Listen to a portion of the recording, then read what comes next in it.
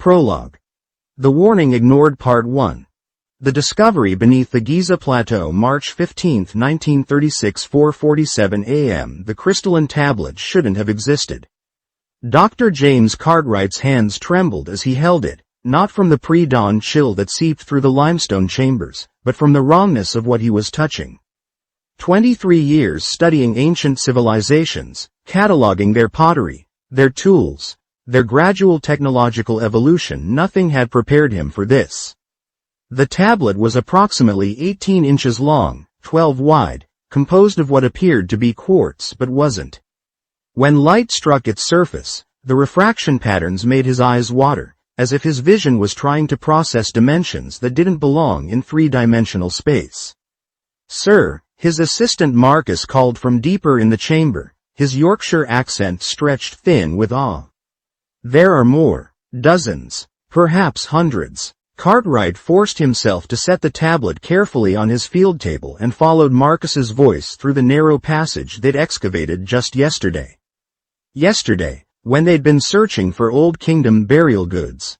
Yesterday, when the world had still made sense.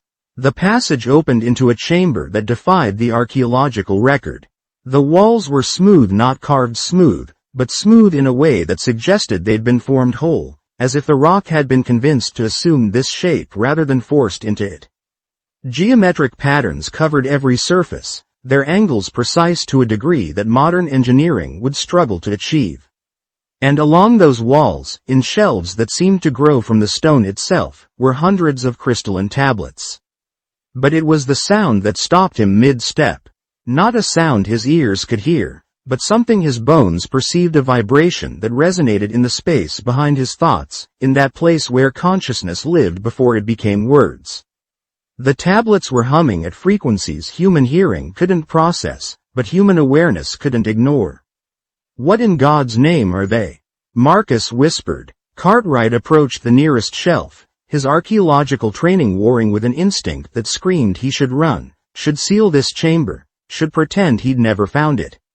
He pulled out his field notebook and began sketching one of the geometric patterns. His hand moved across the page, copying the impossible angles, the relationships between lines that suggested mathematics hadn't discovered yet. The moment he completed the figure, his perception shifted. The chamber's acoustics changed, or rather, he became aware they'd always been different. His electric torch's beam wasn't just light anymore, he could see the harmonics within it, the frequencies that composed what he'd always thought was simple illumination. Marcus's breathing had become mathematical: in for 2.7 seconds, hold for 1.3, out for 3.1, a ratio that meant something his conscious mind couldn't grasp but his deeper awareness recognized as significant. "They're not recording information," Cartwright heard himself say, his voice strange in the altered acoustics. "They're processing it. Processing reality itself through consciousness resonance." He moved to the chamber's far wall where a larger tablet stood apart from the others, positioned like an altarpiece or a warning. The geometric patterns covering it were exponentially more complex, fractals within fractals that made his vision blur when he tried to follow their progression. And above it, carved in symbols that predated any known language, symbols his altered perception could somehow read. Harmonic instruments for consciousness navigation warning. Forced harmonization destroys natural variability prohibition.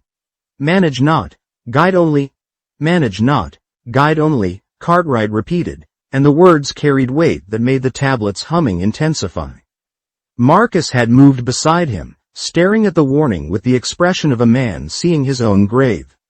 "Sir, if these are instructions for consciousness, if someone could use these to actually manage how people think."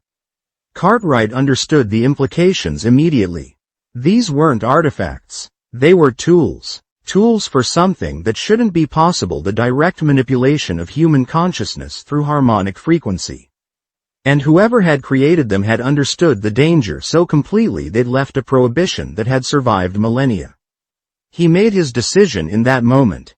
A decision that would echo through the next 9 decades. "We document everything," he said quietly. "Every tablet, every pattern, every symbol. But Marcus, we tell no one about the warning. No one about the prohibition."